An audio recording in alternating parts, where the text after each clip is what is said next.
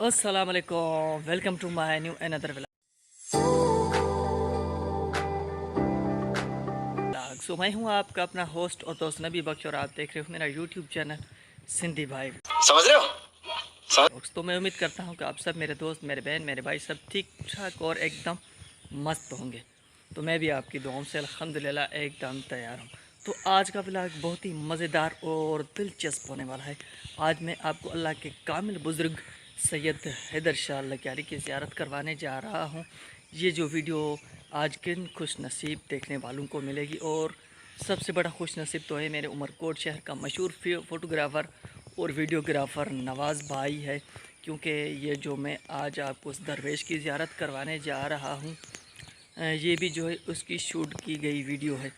तो इंशाल्लाह वीडियो आगे बढ़ने से पहले मैं आप सबसे एक छोटी सी रिक्वेस्ट करता हूँ कि प्लीज़ मेरे चैनल को अभी तक आपने सब्सक्राइब नहीं किया तो फटाफट यार मेरे चैनल को भी सब्सक्राइब कर लें, और साथ में जो घंटी का निशान है उसको भी ज़रूर आल पे कर दें, ताकि तमाम मेरे आने वाली वीडियो का नोटिफिकेशन आपके पास बर वक्त और आसानी से पहुँच सके।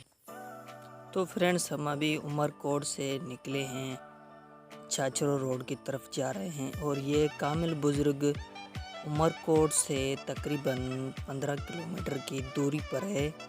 और आप जो है दोनों तरफ से नज़र घुमाओगे तो आपको रेगिस्तान ही रेगिस्तान नज़र आएगा।